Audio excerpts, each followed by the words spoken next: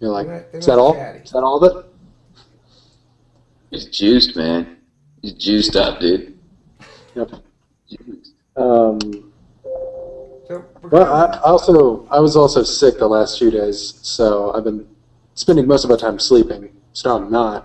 So regarding the yeah. videos, the thing I think is most interesting about that phenomenon, so to speak, is the way in which uh, things changed with the YouTube such that when I returned, she was, urgently trying to push the thing into my hand. Like, you take this, please just take down those videos. I said, Gene, Uh huh.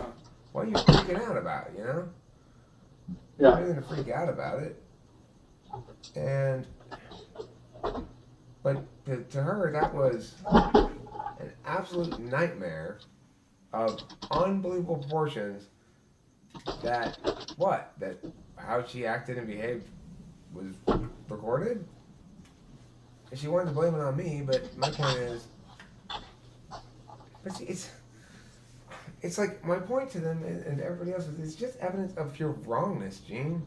The problem here is not that it's evidence of something because the only evidence of is that you indulge your own wrongness, and the only solution to that is to He's say, afraid. "I am wrong, Eric.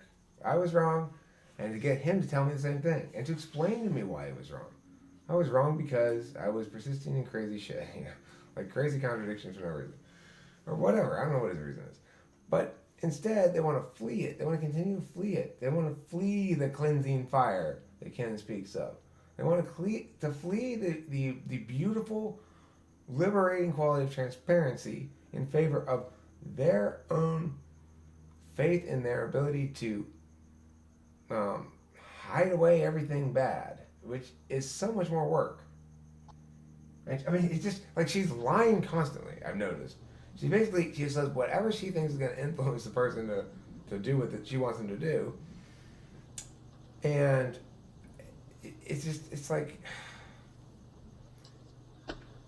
You know you what's know funny is I've noticed that I can get away with that on the feeling side of Alpha Quadra, like the SFJs, but it doesn't. Like really just using honeyed words and things like that, and like putting layers on and things that diverting attention from what the actual issue is. It doesn't work with the other half, not so much. I don't find. Um, well, I noticed a theme of her being fixated with intent, and him too, both of them. That if they mhm, could convince me that their intentions were good, right. that that's what I needed to know to be okay with things, and and in fact, when Gene was trying to sort of bridge a gap between Homie and I don't even know what the dude's name is, but it's Mr. Somewhere, Mr. Wu or Mr. Shu or something. Mr. Lau, maybe. It's not Mr. Lau, but he Oh has my god. he shares a few qualities with Mr. Lau. That's true. He Uh, does. That's funny, Ken. Um, the thing about it is, what he couldn't do was bring himself to, in his mind, in some way, lower himself to just be like, okay, I get it. I said this, then the next second I said this, and those two things don't go together. And you're right. I'm just throwing whatever I can think of at you because the reality is blah. They could just be completely transparent and tell me what I fully suspect is the case, which is like, well, we were hoping you'd come in here and lease this place. Uh, but we were hoping to find somebody to come in and lease this place. But you came up and we wanted to get you. Well, you were our first choice, but you came in and you said, "Here's how I operate," and take it or leave it. And so we didn't even address what we actually were hoping to get somebody to come in here to do because we realized this is potentially more profitable for us long term. But in theory, we might make a little bit more money this year if you were to pay us a leasee rate. But we don't want to actually make you a leasee because that involves us giving back all your money and you paying us on a monthly rate basis. So we don't want to do that, and we want to keep the cut arrangement because that's ultimately going to be more profitable for us. But we don't like the fact that we're not getting as much for this year as we could if we were leasing it. That's what's going on as far as I'm concerned in my head, in my interpretation. I haven't had that confirmed or anything. So I explained all that to her, and And she gave me this look that tells me that's exactly what's going on. So, I don't know, whatever. The point is, I hope they learned something. Maybe they didn't learn anything. They didn't learn a goddamn thing. I can tell you they didn't learn one goddamn thing from the whole experience. They may not have, but I learned something, and it was good. What was it? Tell me about That sometimes you do need the purging fire, not specifically the ENTP, but I thought that truth. no, you did a pretty good, truth. Just cutting through the bullshit sometimes is necessary. So, what did they do? Like, how did they come to you in the end? Because they didn't do the logical thing and say, I was wrong, blah, blah, blah. What did they do? What did they say to you when they realized you were right? Well, the first thing that Jean said when I arrived, she came to me and said, okay, look, I got him to write a check for $10,000. Now, I want to give it to you if blah, blah, blah. She was still on this if thing. Like, she had some sort of decision to make, as though it were not mine, right? So I then said, well, look, Jean, you don't seem to get it. There's no stipulations allowed. When she found out about the channel, then she went into desperate to push the check into my hand mode. And I said, I'm not taking the check if you're saying I'm taking it on the condition that I take down those videos. I told you I will think about it. I'll talk to you about it later. So, anyway, a little bit of rage. A little bit of rage, but you know what? Rage is more like refined,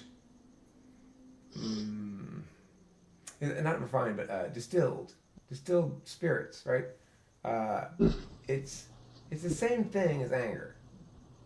It's just you have to drink less of it.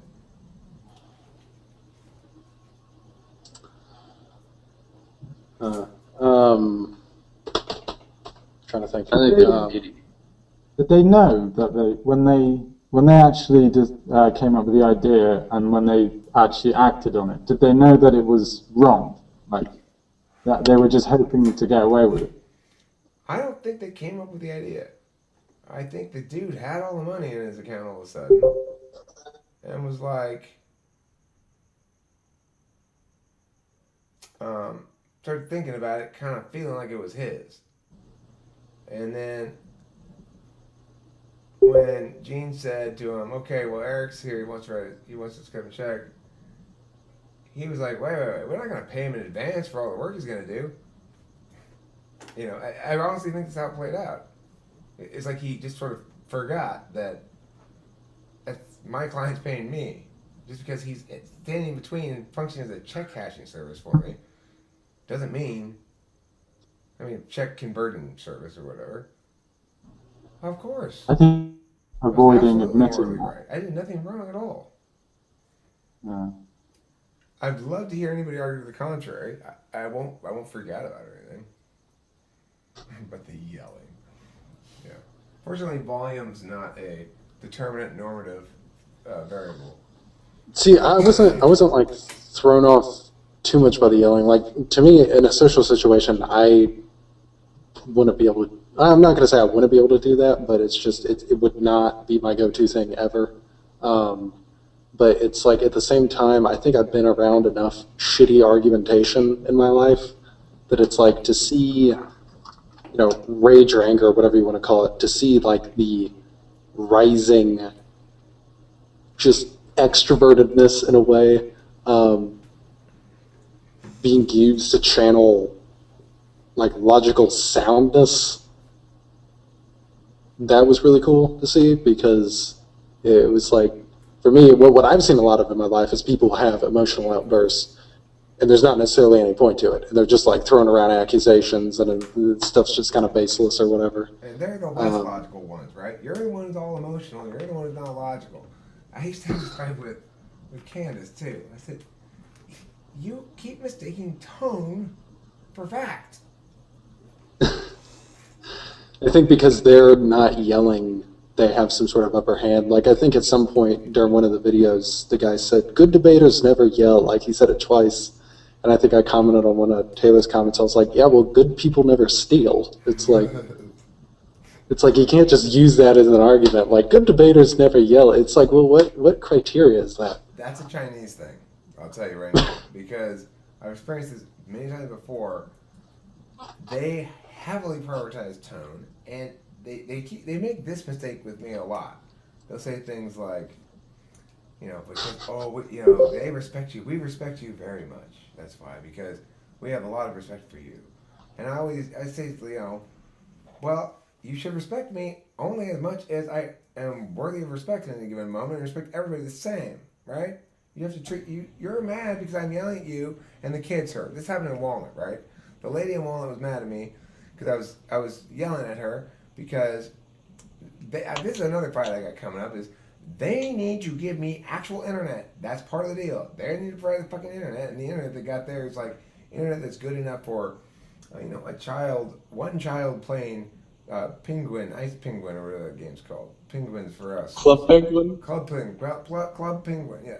Enough internet for one child playing Club Penguin. It's not good enough for debate, for sure. It's not good enough for GoToMeeting. I need to run GoToMeeting sessions and have live debaters concurrently. Sometimes I have the live people debating with the remote people, So I have to have internet. Anyway, Walnut's screwing up with the internet. And I yelled at her about that. After I told them, it's not like I start yelling, okay? I don't start off yelling at people. I start off perfectly reasonable, saying, this is the thing, you need to get the internet. Hello, I told you last week. And they always give me lots of words of reassurance. A lot of times about their intentions, right?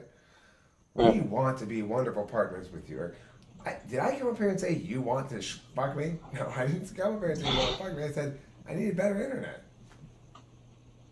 But they think it's not about the actual problem. It's about how people feel about it or something. I don't know.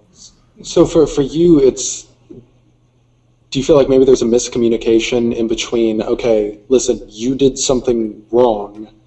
There's like a miscommunication between you saying that and them thinking he thinks we're bad or something like that, or I don't know if you get that or not. I think there's that they're assuming I'm operating with them on the terms of, is this somebody who's a good person or a bad person? Is this somebody I trust or don't trust? In reality, I'm operating them the only sensible way to operate with anybody or anything, which is as the process proceeds, they take certain actions, don't take other actions, and I note those and respond accordingly. It's like I'm not saying their complete package is good or bad or whatever. They don't have those attributes as far as I'm concerned. They display those attributes in behaviors, and so with them, I think the thing to note is there's a conflict because there's a communitarian thread in Chinese culture that runs afoul of me, not as easily or often as you would think at all, but at some point deep down it does. And that thread is, there's two things. They respect hierarchy and titles and positions and stuff like that, and I don't at all. In fact, I actively disrespect that. That's why I had the fight in Walnut, because I explained it doesn't matter if the kids heard me yelling at you. Why would that make it worse? Or if adults heard it, it's okay. The kids heard it, no. That's bullshit. Anyway, and the second thread is they ultimately want to prioritize win-wins too much. I like win-win situations too, but it's caused them to not understand that certain issues and whatever are binary. You can't have a compromise position without being wrong. Some things you can, some things you can't. And like for this issue of mine, it was an order of operations thing. They were saying, this thing that eliminates all these arguments here, I'm not going to pay attention to it. I'm just going to keep making these arguments as though they mattered. Because the contract says that those arguments didn't matter, right? It's like, we already had this clear agreement. This is the agreement I've had with people in the past. It's the same way it's always been with the past, and never had any problems. And we explicitly agreed to it. So really, there's nothing else to talk about. They keep wanting to talk about contention level arguments, like it's stuff that's obviously rendered irrelevant by that first thing. They don't like that. But it's the case. You can't have it both ways. They don't like it because it doesn't make it about what's best or fairest for the people when you factor everybody's interests in together. Because it's not a matter of everybody's interest. That's where they run afoul with the communitarianism shit.